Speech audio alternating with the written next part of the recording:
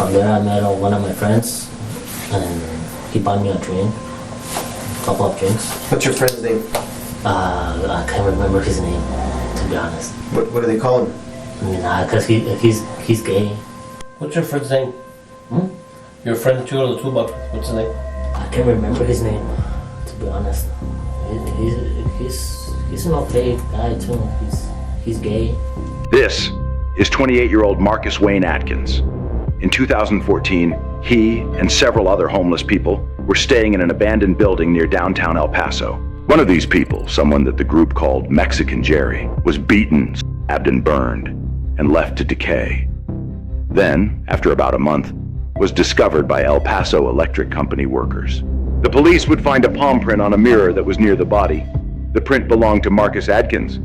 Detectives would immediately begin looking for Adkins. And to their luck, he was already in custody for unrelated charges. At first, Adkins denies any involvement and doesn't want to talk. Then, after a change of heart, Adkins is able to bring the investigation to life with other names that he implicates in the crime. First, they ask him about what he saw that day. We are in the Crimes Against Persons office. The address here is 911 North Rainer. Today, we are investigating an incident that occurred at, the address is 101 North Mesa. Okay. This is right at the intersection of San Antonio and Mesa.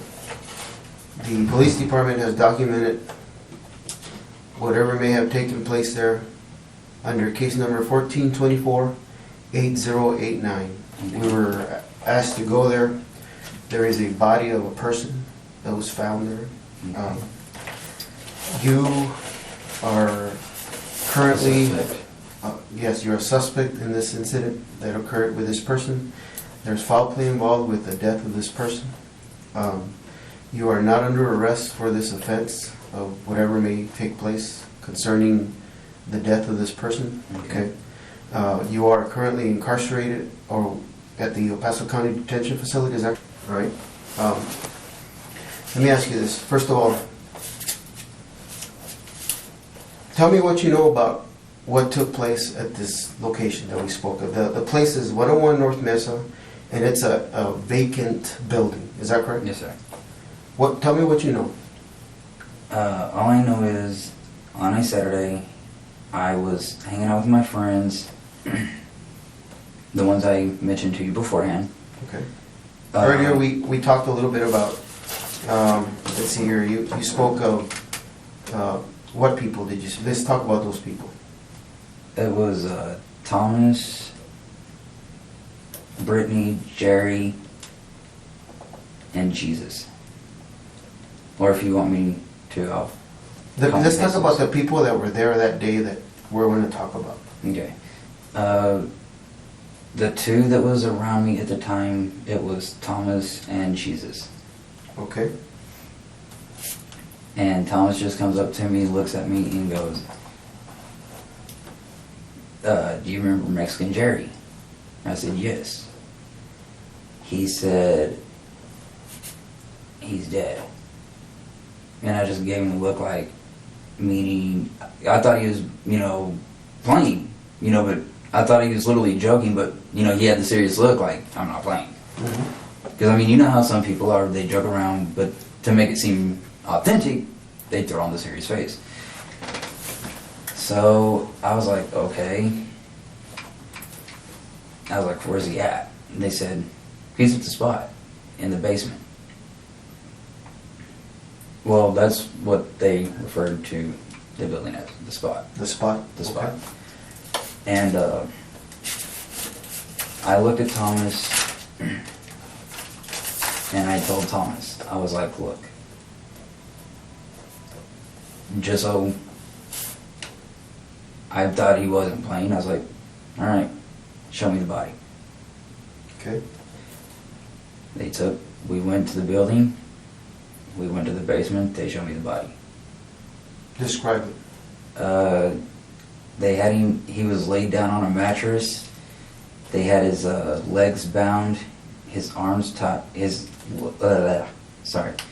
arms and legs tied up, They had him gagged. And then Thomas looked at me and said the only thing we got left to do is to burn the body. I wasn't there for the initial murder, but I was there, as I said, when they burnt the body. This fits the saying. Curiosity killed the cat to a T. Adkins was not present for the murder, but he will put his freedom in jeopardy by joining his friends at the crime scene. And that's really, the only thing I'm able to give you. Because I wasn't there for the initial murder, but Thomas did tell me one night, I believe it was last Wednesday. You know, he told me, he's like, how do you say it? He goes, how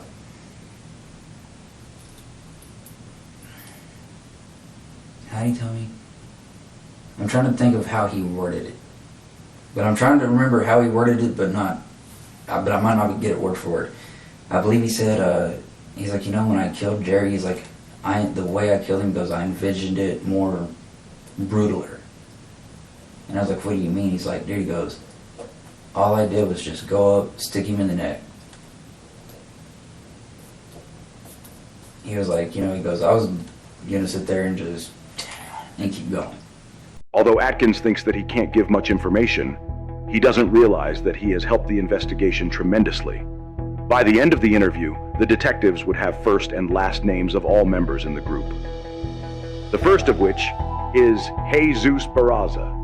Jesus just so happens to already be locked up in the county jail, just like Adkins. I guess it's true. Birds of a feather really do flock together. Jesus will tell one hell of a tale. He will try to downplay his involvement. In the coming episodes, you'll see the contradictions. Let's just say, the jury sure saw them. So you sure don't want a water or something? Nah. Then you say coffee keeps you up, huh? So makes you fall asleep. Alright, hold on, give me 1 second. So does my medication. I'm sorry? So does my medication too. Oh, really? Yeah. Okay. Alright, give me 1 second. Let me put some stuff together here. Like we mentioned earlier, when we first met with you over at the jail, I'm Detective Ochoa, this is Detective Sanchez, okay? This office is at 911 North Rainer Police Headquarters. That's the address and the name of the building. We are at the Crimes Against Persons office, okay? Do you know what today's date is? Not really. Today's date is September the 8th, 2014. Right now it is 2:58 p.m.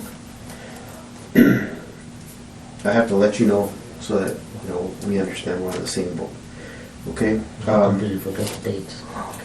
This is an interview, formal interview. Go ahead and give me your full name, please. Jesus Eduardo Barraza. Okay. We, from the Crimes Against Persons office, are looking into the matter of the situation concerning us having been called to 101 North Mesa. It's a vacant building. Last Friday, which was September the 5th, we were called to this place, and it turns out that there was a body of a person that was found, and since then we've been looking into this. After reading Barraza his rights, and after he waived his right to counsel, the detective immediately starts verifying the information he received from Adkins just a few days earlier. All right, let me ask you, tell me, first of all, are you familiar with that place? Yes, sir. What do you guys call that place? We used to call it the spot. The spot? And it is right at the intersection of San Antonio and Mesa, is that correct? Yes, sir. Okay, do you know what store it used to be? There used to be a Paso discount, or that's about red outside the building. Okay, all right. And at this point, it's vacated, right? It's empty. There's nothing there except Furniture, little furniture. Tell me what you know about this person that expired there some time back. Oh, his name is Jerry Luna. Well, Gerardo Luna, but we call him Jerry. Jerry Luna. Okay, Gerardo Luna. This is huge. Up until this point, the body of the deceased was a John Doe. Now the identity of the man is revealed to be 21-year-old Geraldo Luna, aka Jerry Luna, or what the group called him, Mexican Jerry. Dental records and DNA testing would soon confirm Barraza's claim. We'll go along and eventually have you do something with it, okay? Now, Jerry Luna was the person that was killed? Yes, sir. Okay, what happened? He was having confrontations with mostly people that would stay in that place.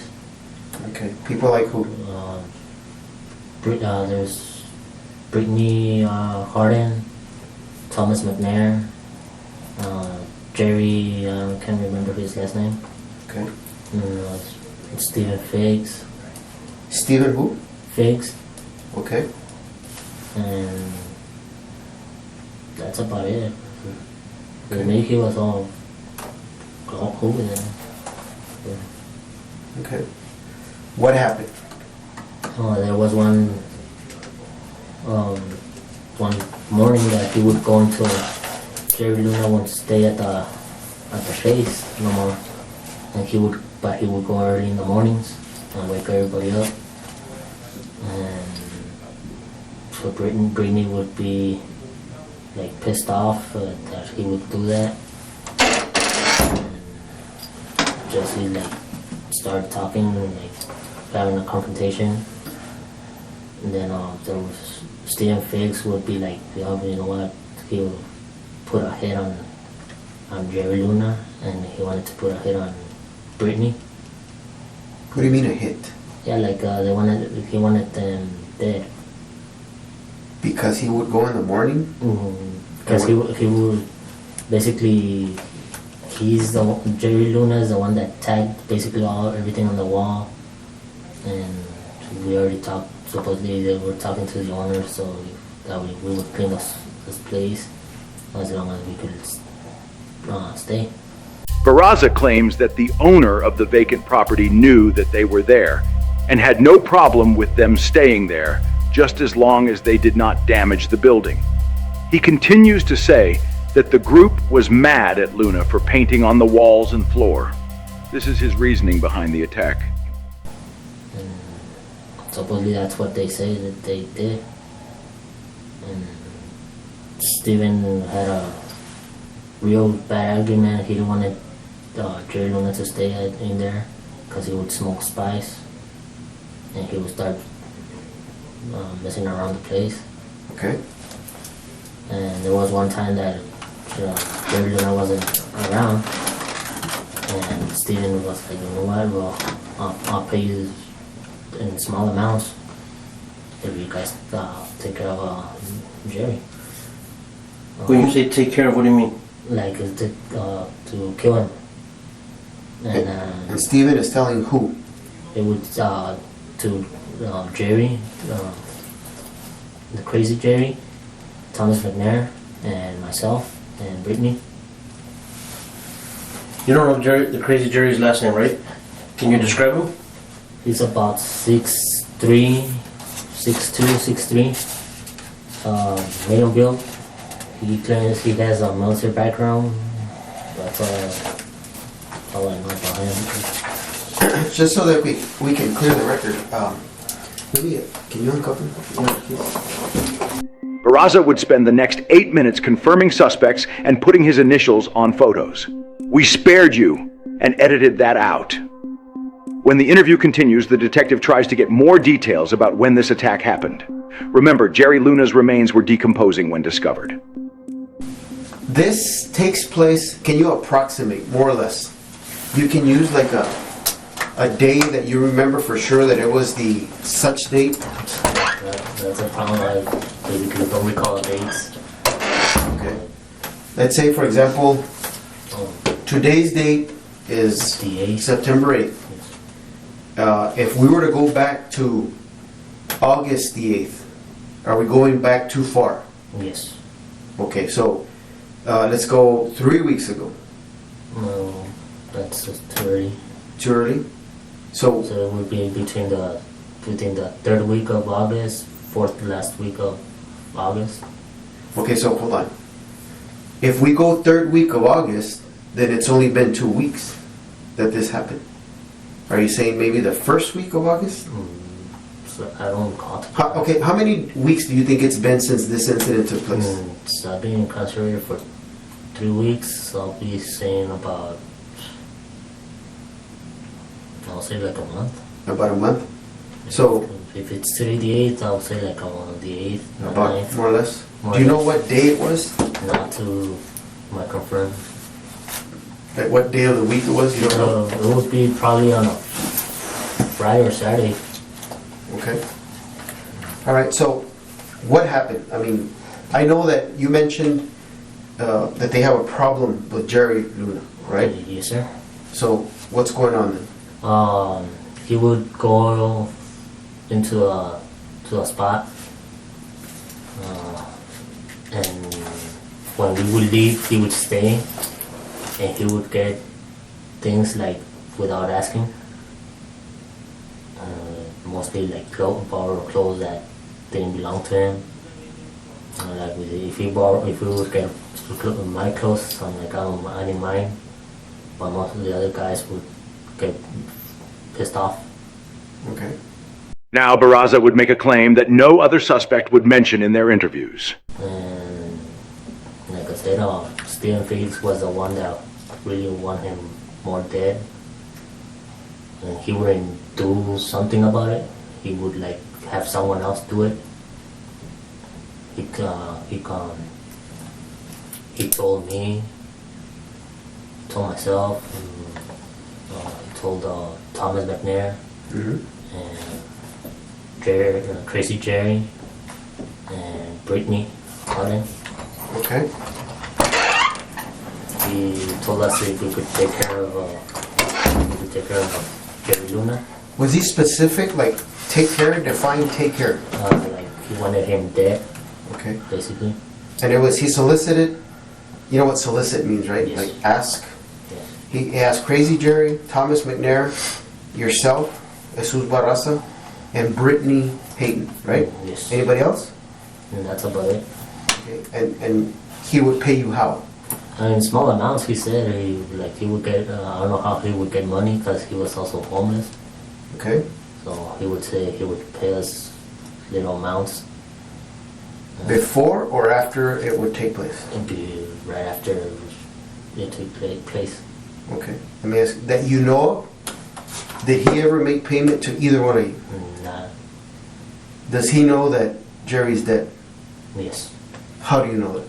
Because most of the guys, Thomas and Crazy Jerry and Brittany told him that it was already done.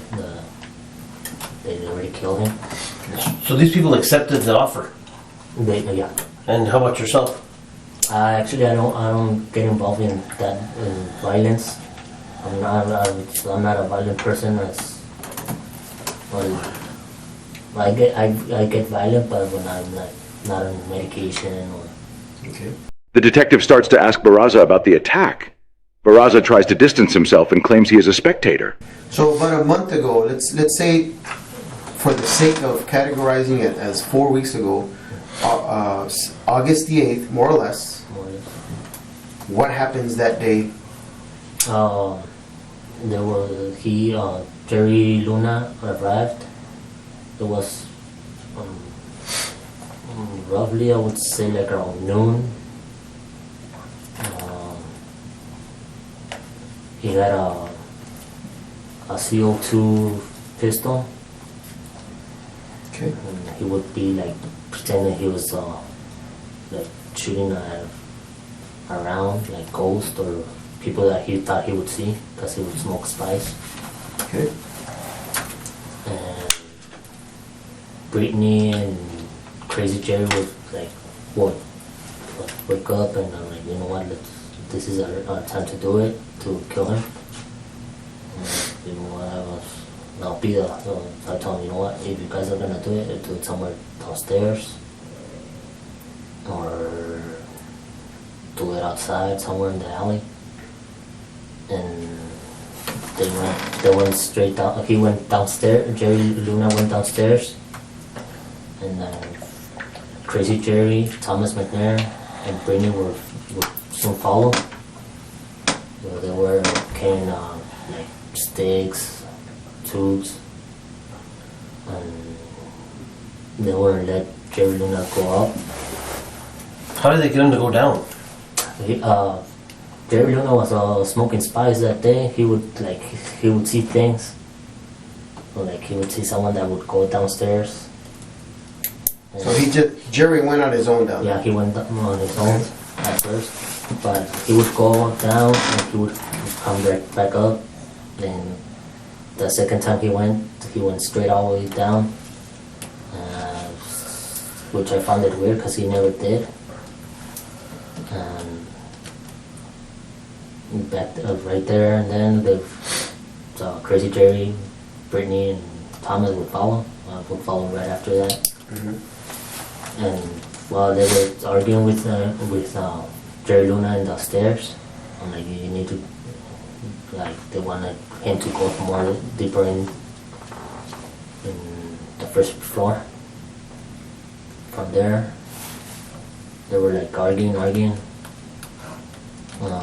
I talked to Jerry Luna and told him, you know what, for your safety, I'd rather for you to leave and don't come back at all. Like, not at all. Not even if you need me if you need borrow clothes, let me know at the library. He never did. So you're telling this to Jerry Luna in front of these people? They want to kill him? Yes. And what are they saying to you? That supposedly they have to do it. I'm like, well, I'm not gonna get involved. I'm like, I'll be up here. I'll be like. Then they started arguing. Brittany and Jerry Luna started arguing. Jerry would call her a bitch.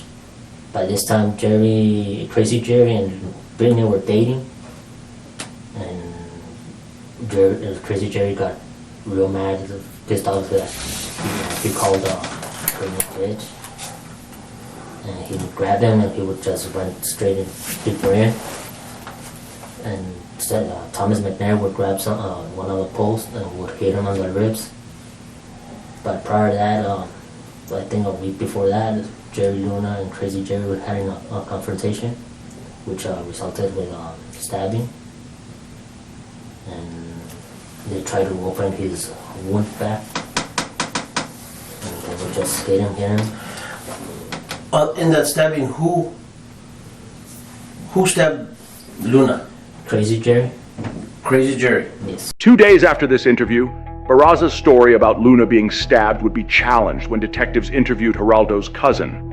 This is the story he had to say about that stabbing incident from a couple months back. When we got to UMC, the hospital staff were getting ready to discharge Geraldo. I asked Geraldo what happened, and he told me that he had been stabbed over a chick. Geraldo said that a guy called Jesus had met this chick at a bar in the downtown area and that he had brought her home. He never really told me where home was, but he told me that he was staying at crack houses. He mentioned that when the other guys left, he was alone with this chick having sex with her. When the guys returned, they caught him. He told me that a guy called Jesus was fighting with him over her, and that during the fight, another guy came over and stabbed him. He said it was 4 guys that he was fighting with. When one of them stabbed him as they were holding him down, he said he had been jumped. That's himself. And Where did this happen? In the second floor, on the main floor. Okay. Oh, this is on the second floor. Yes. Because didn't Crazy Jerry get stabbed before that too? Okay, and just let me just put it this way. This place, and I've never been in there. Okay, I've just seen pictures of it. It's got from the street level. That's the second floor, right? Yes. Because there's a first level, which is a basement. Yes. Then the street level, and then it's got a third floor. Is that correct? Plus a way to go out to the roof. Like the roof, like a balcony, like A balcony, and then there's still another way to go to the roof. But you're outside, Yeah. right? Okay. So this argument is taking place in the stairwell, Which one? The one where he got stabbed, or the one that? the one where we're talking about, that August the 8th. Oh, that's happened. This argument happened right on the stairs between the restroom, lower restroom, to basement floor, the first floor. Okay, and based on the pictures that I've seen, when, let's say for example, you're on the regular level, the ground level floor, and you want to get to the basement, the stairwells has like first steps, and then it's got like a little area, Yes. right? And then it's got the other stairs that go all the way down to the basement, right? Yes, sir. This fight, argument, whatever that started, is it right there between the two stairs? It's between the second stairs and the first floor. Okay, all right, so all of that's taking place there, and you're saying that Thomas starts to hit Jerry Luna Yes, sir. in the area where he had been stabbed? Yeah, right on the like a rib cage. Okay, and what is Crazy Jerry doing? Just holding him. Okay, is there bleeding? No, there's blood because he hit him also on the head, face. So there should be blood there in that area. Yes. Okay, and where are you at? I'm on the middle, actually, between the stairs, going up and then going Okay. down. The little platform? Yeah, that little platform. Are you close to these guys? Like, how close? Like, Like friends? close as in like physically. How far are you from them fighting? I'll say like from here to the door. Okay, all right, which is probably about 5 feet, Yeah. more or less. More Okay, or so less. they're fighting, and what are you doing? I'm just standing, so I was trying to convince Jerry Luna to leave and not come back. Okay. Do you ever at that point put your hands on anyone? No. Does the fight or the rumble, whatever's going on, does it ever come to you No. and Lena? Jesus has one problem. He is just the first of 3 other accounts about the attack. Detectives will be looking at the evidence like fingerprints, DNA, and they will also be looking for consistent statements. Do you ever have blood on you from, because you say that there's blood, right? Do you ever have blood on you on your clothes, on your hair, on your hands, your feet? No. You don't? No. At all? Are you sure? No. Yeah. Okay, so the fight's going on, and then what happens? No. Jerry Luna started complaining about his ribs, and so by this time, Thomas grabbed another pole, like a thicker pole, tries to hit him on the head, and this is where Crazy Jerry got injured on the eyebrow. And Jerry Luna was also hit, and there was more blood, and I just turned around, waited to. I saw Crazy Jerry walking towards Brittany because he was bleeding. And this is all happening on the first floor. And then I hear Brittany just screaming, do it, do it. And from there, I just hear Thomas, Jerry Luna, like, don't do it, don't do it. I'm like, I'll leave. But then Thomas was telling me, you know what, it's already too late. And like he was saying softly, like it's for your, to save your family or something like that. I heard something of family, and then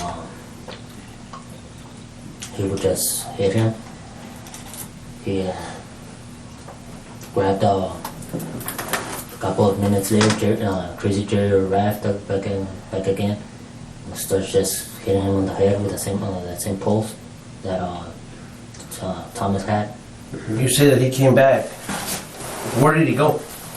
Supposedly to clean off his the cut that he had. Okay, so he comes back and you said he starts hitting Jerry Luna again? Well, With what and how?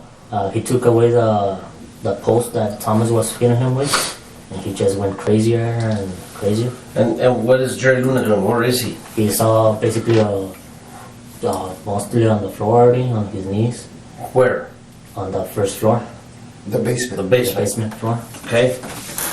And then all of a sudden they stopped and they told me, you know what, we have to do this. And I'm like, Jerry said, okay, well, I'll comply. Just don't go after my family and all that. And by this time, I'm like, I started to cry because I'm like, Where are you standing? I'm standing on the very bottom, close to the elevators. Is this close to the stair? Yeah, In the basement. in the basement. I'm like right on the close to the counter. There's a counter on the right side. What color is that counter? I think it's yellow. Okay. All right, so you're standing. What happens now to Jerry Luna? He complied that they had to do what they were meant to do, and Thomas told him, you know what, we're gonna tie you up. So the crazy Jerry grabs, I don't know from where, he grabs something, ties his feet, ties his hands on his back, and then they laid him down on the box spring of a twin mattress. And then from there is I just see Crazy Jerry holding something like from around his neck, holding his neck, and there's a pillar, a glass pillar or mirror pillar, and pulling. And I'm like, okay. Crazy Jerry, is he trying to choke him or? Yeah. When you say, so he's got something wrapped around his neck Yes.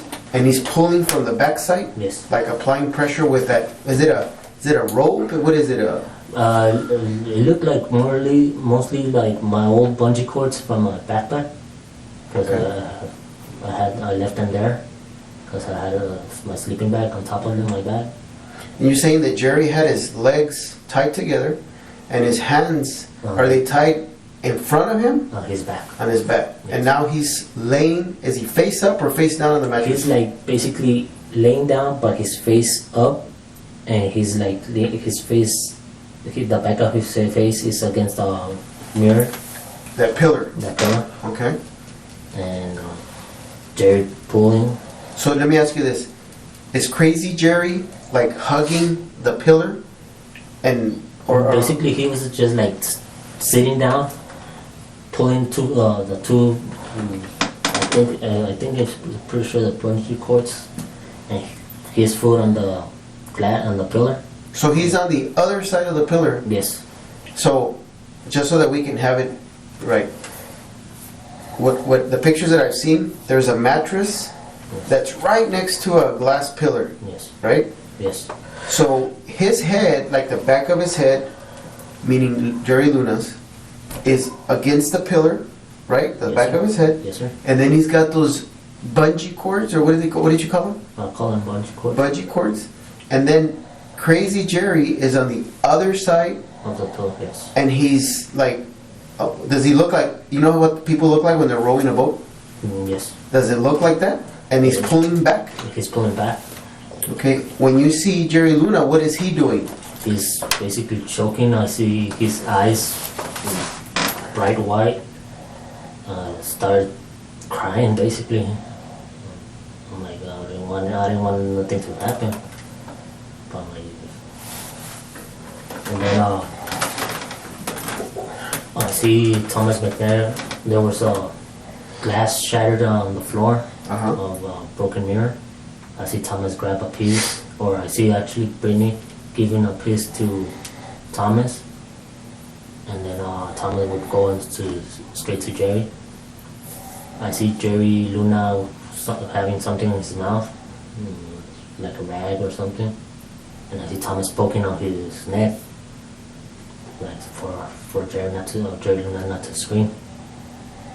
And then I'm like, I think the bungee cords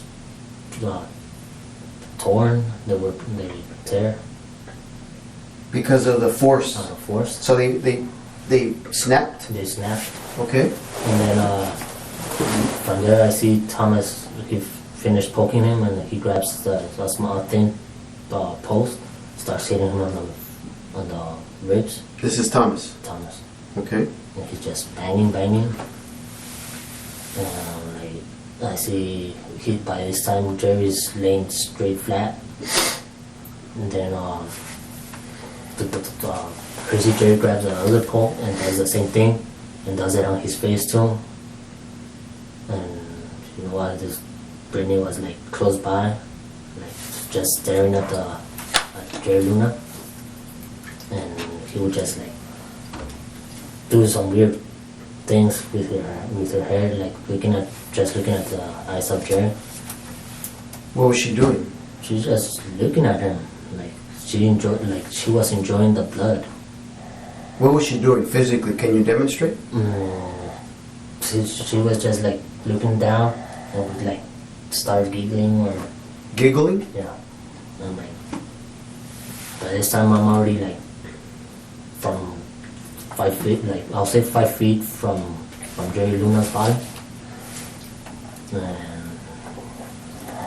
then I don't see him breathing, and then they decided, you know what, he's not breathing already, let's go. So we decided to leave. We left. I went straight to a tab. I'm just trying to get my mind out of the situation. The tap bar? Yeah, the tap bar. When you're having drinks, whatever. And then these same people, along with now Atkins, show up. Yes, sir.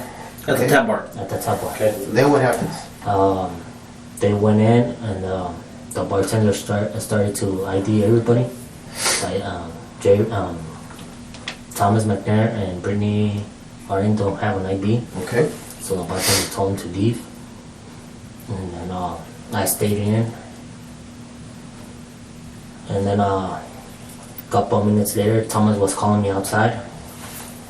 And he told me, you know what, we have to burn the place. We gotta torch the place down. Mm-hmm. I told him, you know what,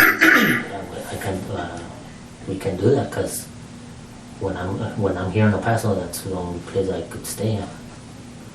So I'm like, John, like, we're not gonna burn the place. I'm like, still refusing. Brittany tells me that we have orders by supposedly her dad, that her dad called her, saying that we have to burn the body. So you're assuming that she told Dad. Yes. Okay.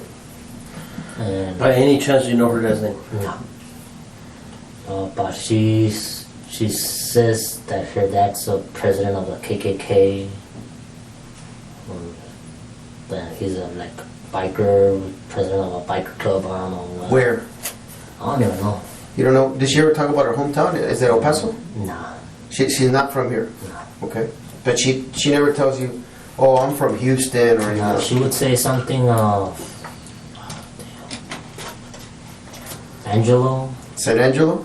or something like that. Okay. All right. So they're telling you we have to torch the building. You're saying no because that's where you normally stay when you're in El Paso. Yes. And then what decision is made? Thomas and Brittany decided to go back. I told them, you know what, I'll go with you guys, but if you guys just gonna burn the body only. We did. We went back to the spot. We went through the side door. They found a lighter fluid. And we went straight downstairs. What color is what kind of lighter fluid? Is it like for barbecue? Barbecue fluid. Do you know what color the bottle was or the container was? The container was white. Do you know what's brand or what Nah, make? to be honest, I don't. Where was it at?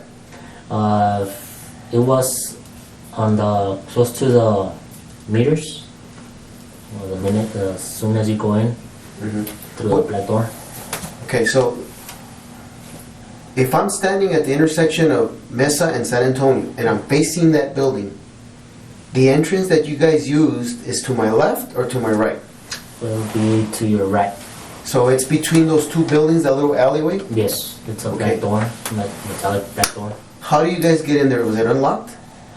They have this way of leaving this like about that much open, Uh-huh. where you could see the little clip for Like a latch? the latch. And Thomas his finger would fit in there. He will find a way to open it. So he would like jimmy it, like Yeah. he would, and then the gate would come open? Yeah. And then you guys would walk in. Yeah. Okay. In that alleyway, is there a barbecue pit? Yes. Like a grill? Yes, there's a grill. Is it in that same alley? Yes. And is that where the lighter fluid's at? Yes, sir. Okay. Who grabbed the lighter fluid? Thomas? Thomas, okay. So all of you make your way. Now, there's 4 of you that are alive that were there when the killing takes place. Yes. Except now Marcus is there now. And Marcus is on the. He waited at the tab with Crazy Jerry outside the tab at the bus stop, and he was just trying to calm down Crazy Jerry. It was just by the time we went back, it was myself, Thomas McNair, and Brittany Harding. And when we went back, Okay. we went straight downstairs. I'm about like 2 feet away from Jerry Luna's body, and I see Thomas just rolls the lighter fluid. Okay, hold on. Thomas? Yes. Okay, now hold on. Just the three of you, yourself, Brittany, and Thomas McNair, come back. Yes. Thomas grabs the lighter fluid from that barbecue area. All three of you go down there. And is there anything that takes place before? I mean, in other words, is it still the same way you guys left the body? Do they put anything on the body? Do they move the body? Do you know what I'm saying? Yes, actually, I think they went before I went, because they went before they burned the body, because they used my blanket to cover his body. What color is it? Red. Your blanket. Yes, my blanket, the one that I brought from Juarez. But What kind of blanket is it? it was a fleece, A what? a sleeve or fleece blanket. Yeah. Do you mean fleece? Fleece? Yeah. What is fleece to you? Just warm, like. Is it like a silky? Nah, it was. Or is it like a... pelusito? Yeah, fleece. It's okay. Yeah. Okay. And it's red in color. Yes. How does your blanket come into play? I mean, Actually, I even told them why they used my blanket, and they said that we had to cover his body with something. why? They didn't even give me an answer. But I guess what the point I'm getting at is there's 3 floors, huge building. I don't know where your blanket's at. Do you know where it's at? It was on the beds, Where? and the second floor, main floor. Uh-huh. It was on the beds. That little room that's... That little room. Okay. So why pick your blanket? I don't know, cause Isn't there a lot of blankets there? there were a bunch of, but they were not that long, basically. Okay. Are you sure you don't go get the blanket? No. Who got the blanket? Nobody told me. I just got mad that they used my blanket, the one I used to cover myself. Do they cover the whole body? Yeah, the whole body plus the bed. Okay. So then, who puts the lighter fluid on the body? Thomas. Just him? Yes. Okay. And then Hold on. And it's just you 3 at that point? yes. Okay, where's Marcus and there's one more person? Crazy Jerry. Yes. They're outside the tab. Okay. Do they eventually come into the building? No. Are you sure? Yes. Because by this time, when they lit Brittany and Thomas lit the matches. How did Brittany light the match? Oh, with the match that Thomas lit. I know what. Did she have the matchbook, or was it something else with like a lighter, or what was it? Just a little pack of matches? It's a small pack of Okay, matches. so Brittany did that. She lights a match, and what does she do with the match? He lights a match and gives the matches to Thomas. Then she starts burning one of the corners of the bed, where she with supposedly it was lighter fluid. And then Thomas does the same thing on the other side. And I just see the flames burning higher and higher. And we decided by this time I had to get all my stuff out, my bag, my clothes, my medication, and leave. We went back to a tab. When we got back to a tab, Crazy Jerry and Marcus were already outside still, waiting for us. So I went back inside to the tab with my other friend who bought me the drinks. So he decided that he wanted to go to another bar. I said, you know what, yes, I'll go with you. We went to a toolbox, and we were outside the tab, and Thomas asked my friend if he could borrow $5 because they wanted to buy pizza. And that's about it. He lent them the $5, and Crazy Jerry and Marcus went to get the pizza. Me and my friend went straight to the toolbox. I was carrying my bag. What's your friend's name? Your friend that you go to the toolbox with, what's his name? I can't remember his name, to be honest. He's an okay guy too. He's gay. From there, I'm still carrying my bag. I told him, you know what? Let me drop off my bag.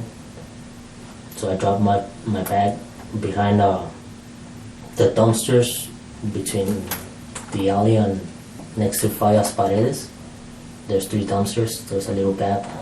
Drop off my bag there. Okay. So I went back to see my friend, and we went straight to a toolbox. I left Thomas and Brittany outside the tab because they were gonna wait for Crazy Jerry and Marcus. Okay. I'm trying to hear if I hear sirens just in case of a building being burned. From there, from the toolbox, I met this